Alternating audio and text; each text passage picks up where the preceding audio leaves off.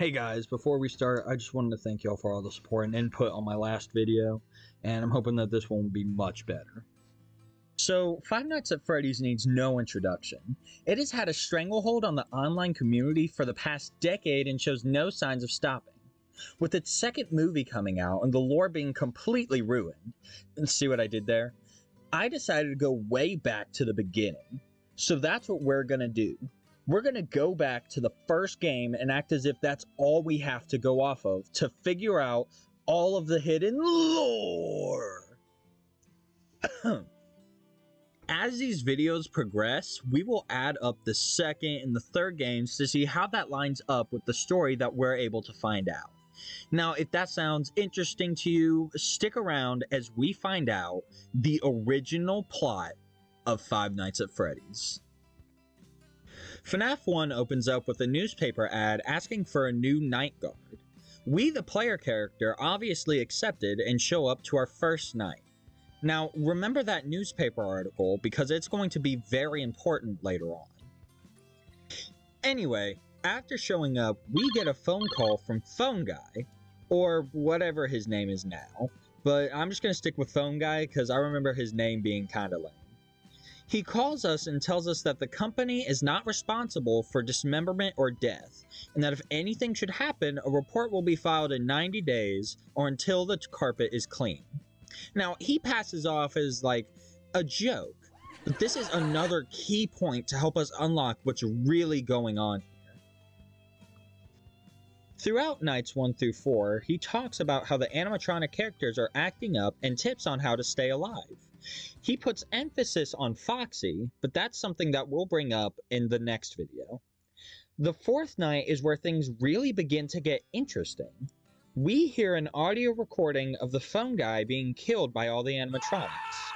The interesting part of this is who brought us the recording, and why, and more importantly, who are we playing as? I believe I have the answer to that last question. But before I tell you the answer to that, we need to figure out what we're doing here in the first place. In the background, we are able to see that the children have been going missing at Freddy's, and I believe that it was the Phone Guy that killed them and stuffed them into the suits, where all of the children's souls now currently reside. If this is true, and I believe that it is, that perfectly explains why they only act up at night, and why they're so dead set on killing Phone Guy, and now, you. As for why you would willingly stay Five Nights at Freddy's, the answer is very simple. You are the son of Phone Guy. It explains how you got the job so quickly, why no one else is there to run you through the basics, and why the company trusts you enough to leave you there by yourself night after night. It also explains why the animatronics are trying to kill you. You look like the man who killed them, Phone Guy. And that's where the newspaper comes back into play. At this point in the game, Phone Guy has been dead for a few days now.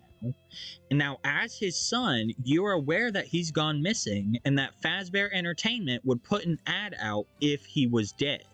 When you saw that ad in the newspaper, you knew that the worst had happened.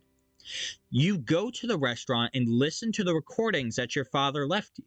However, there is one more character that I've yet to bring up. Golden Freddy. I believe that the spirit haunting the yellow bear is the one who left you the recording of Phone Guy dying on night 4. I think that Golden Freddy wants you to know that Phone Guy died. There's only one problem, and that's that the player character doesn't know that his father killed the children, and that's why he comes back on nights 5, 6, and 7. It also explains why he would be tampering with the animatronics. I think that he's trying to find evidence that it was, in fact, the robots that killed his father. It would be impossible to prove without any evidence. As everyone who's played the games knows, he's fired after only 1 week on the job. He was able to find out what happened to his father, but he has no way to prove it. And, of course, Fazbear Entertainment will claim no wrongdoing and sweep the incident under the rug. So, to summarize all that information, we play as Phone Guy's son. We spend the 5 nights at Freddy's to find out what happened to our father. We find out that he was killed by the animatronics, but not why he was killed by the animatronics. Using background clues, we as the audience are able to determine that Phone Guy was killed by his victims, and Fazbear Entertainment will never let this incident see the light of day. Thank you guys for watching. Making this video was a lot of work, but I had so much fun doing it. If you guys enjoyed this theory, let me know in the comments down below. Until next time.